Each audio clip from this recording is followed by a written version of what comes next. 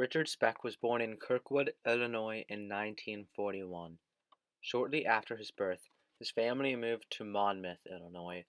When he was 6 years old, his father, with whom he was close, passed away. 3 years later, Speck moved with his mother, his sister, and his mother's new husband to Dallas, Texas. His stepfather frequently abused him. Speck was a poor student, dropping out of high school after ninth grade. Although his mother banned it due to her Methodist convictions, he began drinking alcohol at 13. Young Speck became engaged in a deviant lifestyle that followed him into adulthood. In 1963, Speck was convicted of theft and forgery. In 1965, he was convicted of aggravated assault. After having moved back to Monmouth in 1966, Speck was conclusively tied to a rape and robbery and suspected in the murder of a staff member of the bar he frequented. Speck fled the state and was further suspected in 3 vanishments and 4 murders. On July 13, 1966, Speck broke into a Chicago townhouse shared by female nursing students and tied 9 women, raping at least one of them. Speck systematically murdered them. However, a single nurse hid under the bed. She survived, limiting the lives lost to 8. A variety of mitigating factors stemming from criminological theories makes it clear that Speck should not be given the death penalty.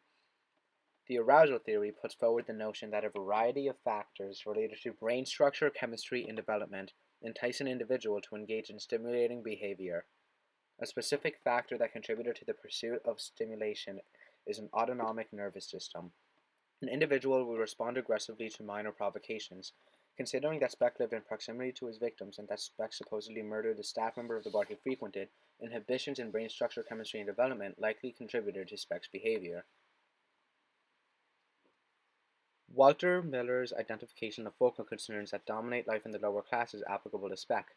These focal concerns stem from the cultural deviance theory. One focal concern that Miller identifies is autonomy. An individual who is independent of authority figures such as police, parents, or teachers could engage in illegal or violent behavior. Speck never complied with police questioning and evaded them often. He also rejected his mother's Methodist conventions. Speck's autonomy was never addressed as a child. This contributed to his violent behavior. The attachment theory suggests a lack of emotional bonds with other persons, especially during youth, causes an individual to develop various psychological disorders. These disorders often result in sexual violence. The death of Speck's father and his abusive stepfather inhibited Speck from forming bonds with paternal figures. Speck's consumption of alcohol demonstrated minimal maternal influence. Speck's lack of emotional bonds contributed to Speck's sexual violence. The principle of relative deprivation within the strain theory suggests that those who suffer from socioeconomic embarrassment try to embarrass others. This can include sexual violence or theft. Speck had a history of both, as is demonstrated in his probable 1966 rape and robbery. Speck's history of sexual violence and theft stemmed from humiliation as a child. For most of his life, Speck was neglected by society. Paternal figures failed to develop emotional bonds with Speck. Authority figures failed to curb his sense of autonomy and deprivation and did nothing to curb Speck from deviance by providing him outlets for his frustration. Before 1966, Americans had not accepted the notion that spree killers were a threat to their safety. According to Speck's prosecutor, it really was the first random mass murder of the 20th century. It changed everything. We all became much more conscious of our security. Speck encouraged a discussion about mass murder as a consequence of mental illness, considering Speck's attempted suicide and the history of addiction. In addition, Speck contributed to policy evolution in the courts. A recent Supreme Court ruling had stimulated conversation regarding the media influence of trials.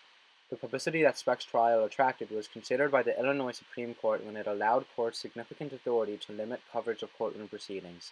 Speck's trial was discussed in similar rulings across the U.S. All in all, Speck was more than a perpetrator of an unfortunate mass murder.